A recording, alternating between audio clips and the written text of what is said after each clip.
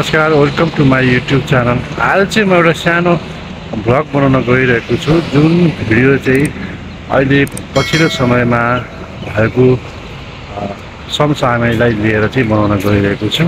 पछिल्लो समयमा चाहिँ तपाईँको चाहिँ नेपालमा चाहिँ विदेशी क्रम चाहिँ एकदमै बढी भएको कारणले गर्दाखेरि चाहिँ त्यहाँनिर आफ्नो बाध्यता भनौँ या परिस्थिति भनौँ या के भनौँ, पछिल्लो समयमा चाहिँ नेपालबाट युवाहरूदेखि लिएर धेरैजसो मान्छेहरू चाहिँ विदेशी क्रम चाहिँ एकदमै बढी छ।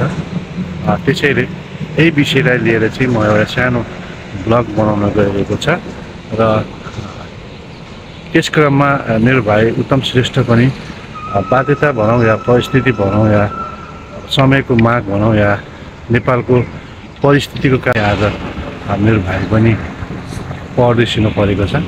त्यसैले यो भिडियोलाई चाहिँ अन्त्यसम्म हेर्नलाई।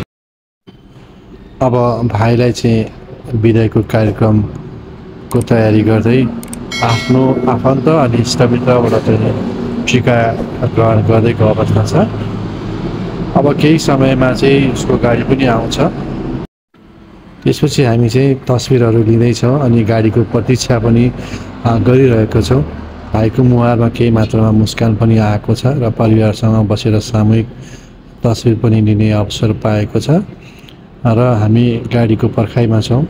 सबैजना सपरिवार चाहिँ आँगनमा बसेर चाहिँ गाडीको प्रतीक्षामा चाहिँ बसिरहेको छ। भाइको गाडी पनि आइसकेको छ र उसलाई चाहिँ हामीले गाडीमा राखेर शुभयात्रा भन्दै उसको परदेश यात्रा सफल रहोस्।